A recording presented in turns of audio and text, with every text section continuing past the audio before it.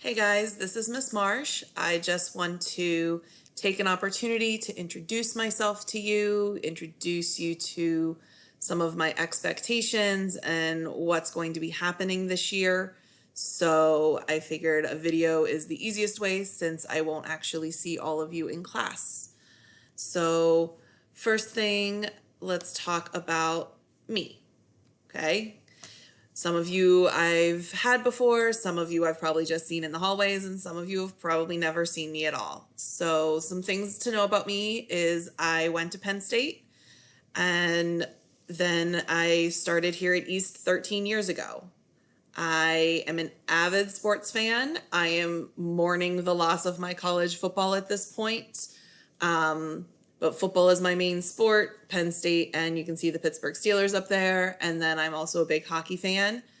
I follow basketball a little bit, mainly college basketball, not so much the NBA, but I have ESPN on a lot, so odds are I know what's happening regardless of what sport or what team you follow. Obviously, I'm a math teacher, so I do have that interest in math. Otherwise, I enjoy reading and I enjoy TV and movies. When I'm not at school, I'm normally pretty laid back and just trying to relax a bit.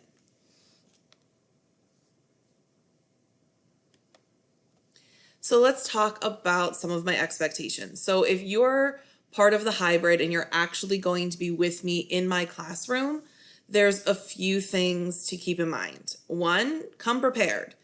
I know you're going to be dealing with a funky schedule. Make sure you have your necessary materials with you when you're in my classroom.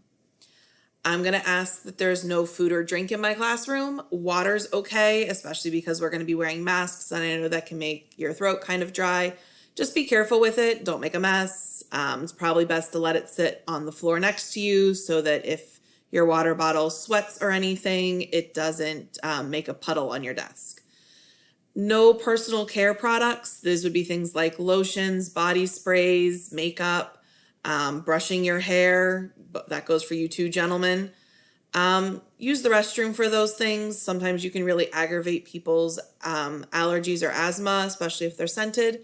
Hand sanitizer this year obviously is fine. There's hand sanitizer in my room, or you can obviously have your own. As far as your electronic devices, so cell phones or even laptops this year, in theory, they should be away, or they can sit at my charging station, which is in the front of my classroom, unless you're otherwise instructed. So we may use them at times, depending upon what we're doing on a given day or what you did or did not complete outside of class. But as a whole, what we do in class won't require them.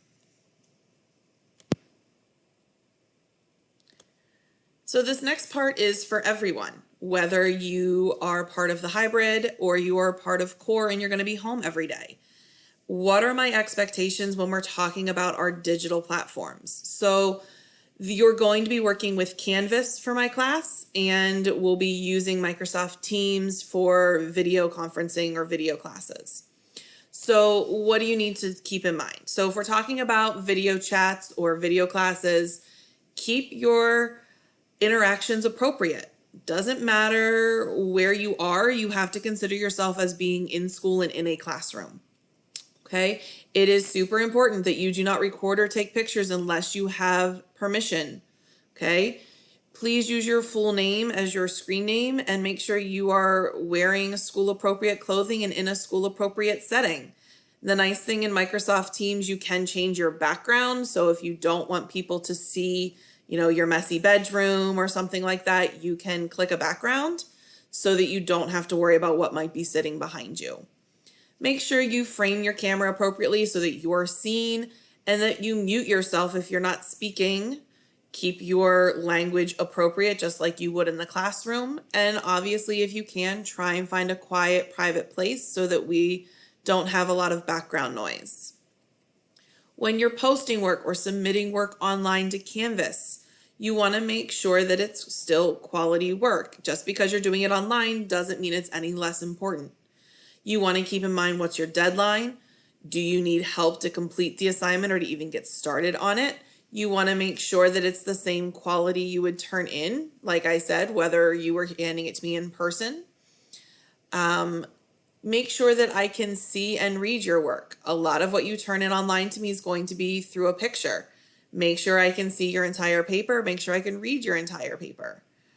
Make sure that all parts of an assignment are complete and that you follow whatever instructions are there.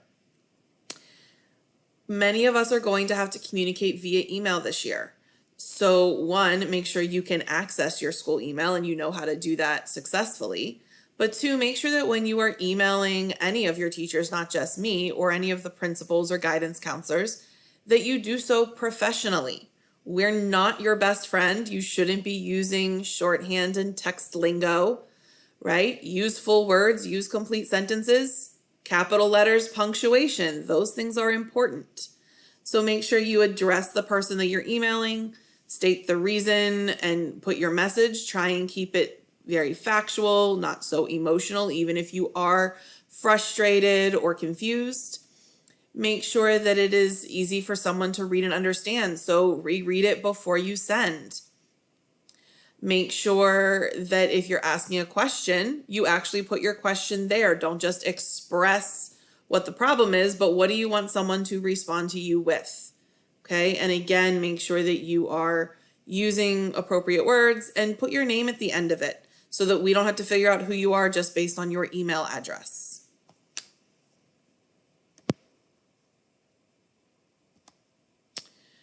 Grading policy, this goes for everyone, whether you're hybrid or core. 50% of your grade is going to be from tests or performance tasks, depending upon the unit. 25% of your grade will be from quizzes or performance tasks. So notice performance tasks could fall in either category. That's something I'll make very clear when it's being assigned to you so you know what you are working with, how many points it's worth, and how it will impact your grade. And the other 25% is what's going to be considered our homework and our classwork. A few tips for being successful this year. More than any other year, completing your assignments is going to be a big deal. Not only do you get points for completing assignments, but this is math class. Your assignments are your practice, okay? If you haven't actually practiced the math, odds are you don't know how to do it before a test or a quiz rolls around. Make sure that you're checking the answers to those assignments to learn from your mistakes. Just completing them isn't making sure that you know what you're doing. Ask questions. It's best to do this as soon as you have them. You can reach out via email. You can reach out during what will be live online sessions. Or obviously, if you see me in person, you can ask any question you need to in person. But make sure you're asking questions, especially since there'll be parts that you'll be completing sort of on your own from home. You want to make sure that you're getting all of those clarifications that maybe you would have gotten in class, but now that class time isn't happening like normal. And my last tip is relax. It's going to be a crazy year for everyone. You need to make sure you take a breath, make sure you take care of yourself. Don't get so overwhelmed that you can't know even where to start or what to do. Make sure that you reach out if you need to, okay? I'm here not only to help you with your actual math class, but I'm here to help you with anything that you need. So if you're just feeling stressed or overwhelmed, you don't know how to balance all of your classes, you need some help organizing, I am more than happy to help you with anything that I can. And if I can't help you, I will direct you to someone and get you the answers and help that you do need. One last piece is on the screen now is my contact information. Your contacting me by email is definitely the easiest and the best because that phone number and extension on your screen just takes you to my voicemail. And so I won't be able to actually hear your message or get back to you until after school hours. So that email address is your best bet because I can check that throughout the day. I can get back to you throughout the day. Please understand that doesn't mean I sit on my email the entire time I'm at school, especially if we have students in the building. So give a little time. It doesn't mean you'll get an immediate response, but you will get a response faster through email than you will by phone. Okay, guys, one last thing that I want to talk about quick is Canvas. This is going to be our online platform this year. When you log into Canvas, you want to go to the district website, you want to click students, and you want to click Canvas and log in using your username and password. What you'll get is your dashboard, and all of your classes should already be there if they're using Canvas. So mine's going to look a little different because as a teacher, I have some extra classes sort of logged in that are for us. So what I'm going to do is I'm just going to scroll down here to the bottom and I'm going to go into geometry. If you have me for Algebra 1, the Algebra 1 page is going to look very, very similar to this. It'll just obviously have information for Algebra 1 rather than geometry. Okay, so if I go into my geometry page here, what you'll see, I'm not sure why my little Bitmoji classroom disappeared, but that's okay. You'll see a link for office hours. These will start on the 31st. Here are the time periods and the link for our Friday meetings, which are Friday afternoons when everybody's at home. You'll see just some information, including a list of all of the topics we're going to cover in geometry this year. And at the bottom of that homepage is going to be the link for course modules. And this is where you're going to go for everything. If you click on course modules, it's going to take you to the information you're going to need. There'll be some basic course information at the top, and then it's going to be grouped essentially by units. But because we're not starting unit 1 this first week, what you have here is a little mini week 1 unit. And so this week 1 is where you're going to have just a few short assignments to complete for me. But as we continue with the school year, whatever unit we are working on will be at the top, and every old unit will just sort of keep pushing down the page. So things will still be there for you to see, but we will keep the newest information at the top. Each week, there'll be a weekly agenda, so you can go in and see exactly what you need to do. And then below it will be the notes, the assignments, and those types of things that the agenda references. So when you go into Canvas, that's where our focus is going to be when you are working from home. And you can reach out to me in Canvas. You can reach out to me via email when you're working from home, and understand that this is where everything will be. I am not using Google Classroom. You can access your Google Drive from Canvas though. So if you are saving assignments and you want to turn those assignments in, if I go back to the home page, you'll notice right here at the top, there's a button that'll take you right to your Google Drive.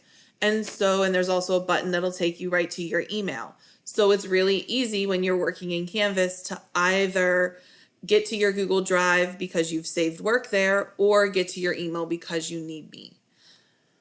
If you need anything, like I said, I'm here. I can't wait to see so many of you in class this year, and can't wait to see the rest of you, even if it is just through a computer screen.